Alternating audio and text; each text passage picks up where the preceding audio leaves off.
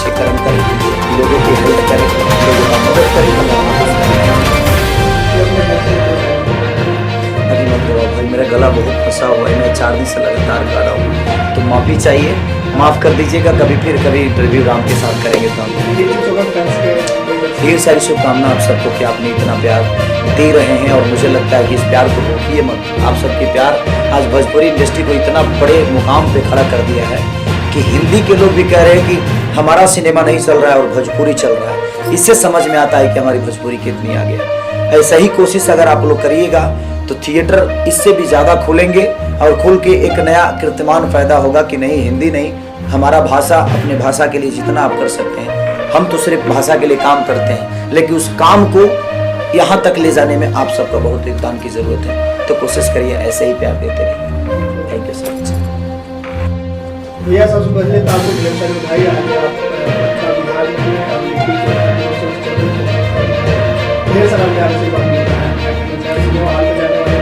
सबसे पहले दशहरा की ढेर सारी शुभकामनाएं आप सबको। माता रानी ने सबको कोरोना काल से बचा के आप सबको हमारे बीच में रखा है, ये हमारे लिए बड़ा सौभाग्य है। जो हमारी जनता आज भी सुरक्षित है और खेसारी को प्यार देने के लिए हॉल तक आ रही है। तो लिट्टी चोखा से जुड़े हुए सारे कलाकारों को मेरा ढेर सारा शुभकामना।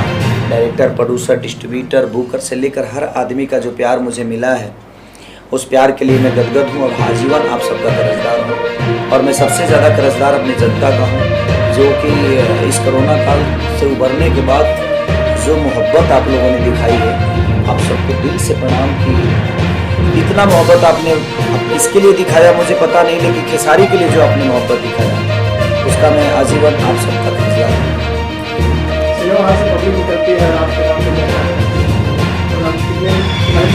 आपके मोबाइल पे फोटो वॉलपेपर लगा दिए। देखिए, उनका प्यार है, वो मुझे कभी दिल से अलग नहीं कर पाते हैं। उनका रीज़न है कि उनको पता है कि हमारे बीच का लड़का है। क्योंकि देखिए, आज अपर क्लास, मुझे लगता है कि अपर क्लास के लोग बहुत कम ही से सिनेमा देखते हैं। ज़्यादा करके हमारे जो ठेला वाले हमारे भाई हैं, जो किसान हैं, जो हमें दिल में रखते हैं, तो उनको पता है कि हमारे बीच का हमारा बेटा गया हुआ है हीरो बनने, हमारा बेटा काम किया है सिनेमा में। तो सब लोग अपना भाई, अपना बेटा, अपना भतीजा ही समझ के मुझे प्यार देते हैं, और मैं इसमें बड़ा खुश रहता हूँ कि मुझे हीरो नहीं, मुझे लोगों का बेटा बनना है, लोगों का भाई बनना है। हीरो दुनिया में तो बहुत सारे लोग हैं, मैं हीरो बनना चाहता ही नहीं। मैं चाहता हूँ लोगों के दिल में और उनका बेटा बन गया जीवन उनका प्यार से पहला दिन से लेकर अब तक मेला लगाई। यही तो खुशी की बात है। जे बहुत दिन बाद ऐसे नज़ारा देखने को मिला है, और हमारी जनता ने बताया कि अच्छी सिनेमा लेकर आओगे आप, तो हम आपके लिए घर के शहर छोड़कर आ जाएंगे। और एक अच्छी सिनेमा लगातार मेरी चोरी चोरी चुपके चुपके, बाप जी, ये, इसके बाद आस्की, लगातार सिनेमा हमारी जो है हर जगह अच्छी बिजनेस भी कर रही है और लोगों का प्यार भी ले रही है। तो जनता बेवकूफ़ नहीं है। चाहे हमें लगता है कि हम खेसारी लाल यादव हैं, तो भाई खेसारी को बनाने वाली है, खेसारी को इस कुर्सी तक लाने में जनता का सबसे बड़ा योगदान है। तो आप उसको बेवकूफ़ कैसे समझ सकते हो? वो मास्टर है, उन्होंने शिक्षा देकर, अपना प्यार देकर और बहुत सारी चीज़ों का सीख देकर आपको, चाहे वो IPS बना दिया हो, चाहे दुनिया का कोई भी अधिकारी बना दे, आपको स्टार बना दे। तो जनता बेवकूफ़ नहीं है और वो सब कुछ समझती है। ये जनता सब जानती है कि आप क्या जानते हो। तो ये ज़रूरी है कि हमें उनके दिल की बातें और अपने घर की बातें, अपने परिवार की बातें, अपने भाषा का कहाँ से भला हो सकता है, उसके बारे में हमें सोचना चाहिए। और आपकी सब्जेक्ट और आपकी कहानी, आपके सिनेमा से लोगों को सीख मिलना चाहिए। उड़ उड़ के मारना ही हीरोगिरी नहीं होता है। अगर अपनी शालीनता से दो बातें और उस बातों से लोगों को फर्क पड़ता है, वही हीरोगिरी है कि आपको लोग फॉलो करते हैं। हम उड़ के मारें या हम फाइट करें या हम लड़की के पीछे भागें, ये कहानी का मतलब नहीं होता है। हमारे भागने के पीछे उद्देश्य होना चाहिए किसी भी चीज़ के। अगर हम छपरा से पटना आते हैं तो हमारे पास कोई काम जरूर होना चाहिए। काम नहीं होगा तो हम ऐसे पटना क्या करने आएंगे?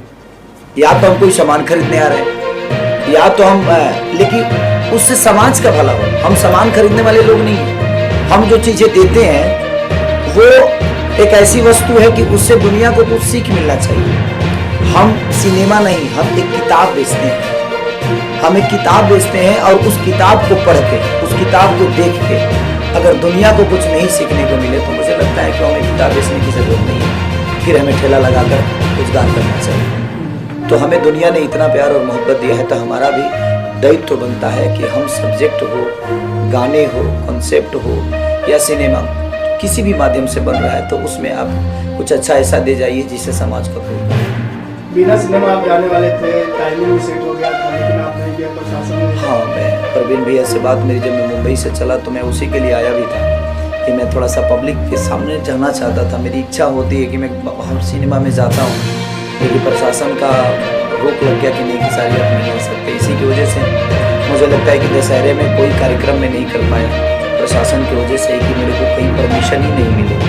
क्योंकि अब जिससे भी बात करता हूँ तो कहते हैं कि नहीं भाई आप आते हैं तो कुर्सी टूट जाता है, आप आते हैं तो ये हो जाता है, भीड़ इतनी ज़्यादा होती है। तो ये देखिए भीड़ कहीं ना कहीं लोगों का प्यार है, वो हमारे लिए भीड़ नहीं है, वो लोगों का प्यार है जो अपने भाई को, अपने बेटा को आशीर्वाद देने के लिए लोग कुछ भी करने को तैयार हो जाते हैं। तो क्या बोल सकता हूँ मैं, इसीलिए मैं नहीं जा पाया। लेकिन मैं कोशिश करूँगा कि छठ में जो मेरी सिनेमा रिलीज़ हो रही है आशिकी, मेरे दिल के करीब है और उस कहानी को मैंने लिखा है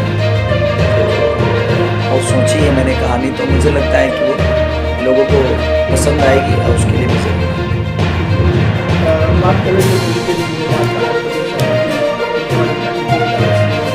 प्रदीप शर्मा जी, देखिए कभी उन्होंने बजट के बारे में बात ही नहीं की मेरे से। जब भी मैंने सिनेमा उनके साथ किया है वैसे तो दूसरा सारे लोग अच्छे हैं तो क्योंकि सब लोग अच्छा फिल्म बनाते हैं, बट प्रदीप भैया का एक खासियत है कि कभी उन्होंने बजट की बातें नहीं की कि कितना बजट लगेगा। उन्होंने बोला कि सिनेमा कितना अच्छा बनना चाहिए, ये बड़ा मायने रखता है।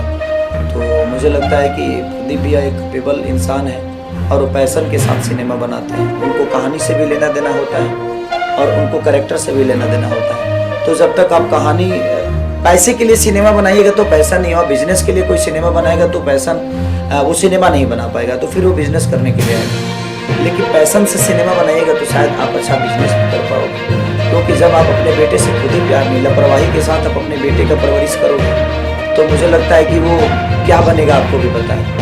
तो कहीं ना कहीं वो अपने बच्चे को अच्छी शिक्षा देने की कोशिश करते हैं, उसके लिए बेहतर स्कूल क्या हो सकती है वो हमेशा कोशिश करते हैं कि इसको अच्छे शहर में पढ़ाया जाए, इसको अच्छा स्कूल दिया जाए। तो अच्छा स्कूल देने के लिए पैसे तो लगेंगे आपको। तो इसीलिए शायद मुझे लगता है कि लिट्टी चोखा का इतना अच्छा रिपोर्ट भी है, लोगों का प्यार भी मिल रहा है, और आशिकी में भी उन्होंने बहुत खर्चा किया है और बहुत प्यार से आशिकी को बनाया।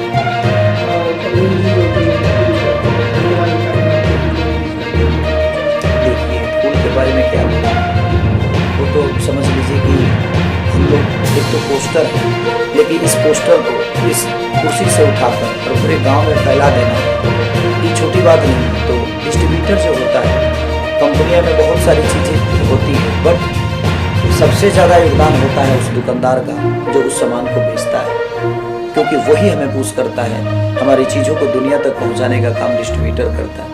तो प्रवीण भैया एक अच्छे इंसान के साथ साथ एक अच्छे डिस्ट्रीब्यूटर भी हैं, जो कि हम सब सारे कलाकारों को बहुत प्यार करते हैं। पराग जी की बात की जाए, पराग जी एक अच्छे डायरेक्टर हैं, अच्छे टेक्नीशियन हैं, अच्छे इंसान हैं, और हमारी रिलेशन एक डायरेक्टर और हीरो वाली नहीं है। हमारा रिलेशन उनसे एक भाई, बड़ा भाई छोटा भाई का है। तो मैं किसी भी डायरेक्टर के साथ काम करता हूँ तो एक बड़ा भाई छोटा भाई का ही फर्ज अदा करके करता हूँ।